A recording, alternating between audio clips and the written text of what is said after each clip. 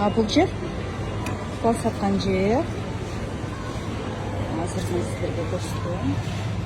Қырғызстанның балы 575 дирхамдай. Қалғандары 355, 308, 320. Бұл деген Қырғызстандың ақшасына отырғанда 13 000 сом. 1 килограммы 13 000 сом. Бұл дағы Қырғызстандық екен, бірақ азыр скидка болғандықтан скидочный панель қойып қойыпты. Бұл дағы Қырғызстандық екен. Мысалы, бұл банкасы Қырғызстандың ақшасына отырғанда, кішкентай банка 2,5 мың сом екен.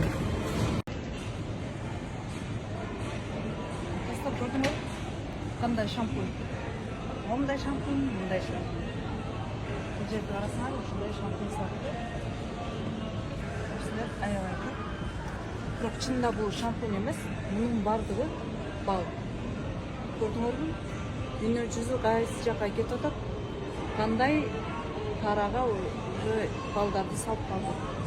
Балды жеш аябай ыңғайлы болуш үшін бұндай тараларға салышымыз керек.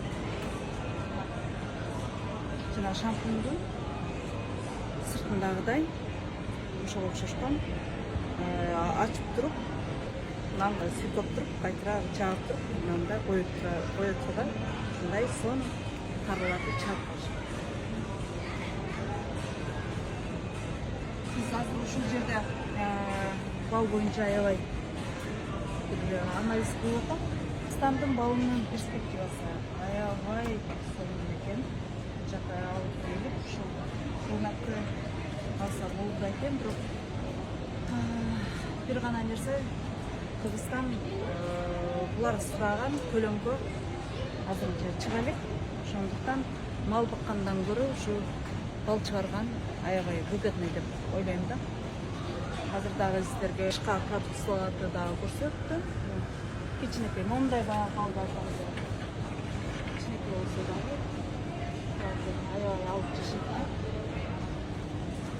Азыр сіздерге башқа продукцияларды да көрсеттім. Мынау варенье.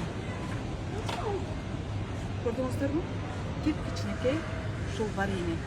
Бізде 3 литрге жасап алып, ошол 3 литрлик вареньеларды жейбиз ғой.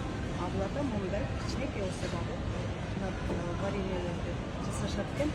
Бул вареньелерди азыр көргөндөй бұларды да ушундай етішке шығарады.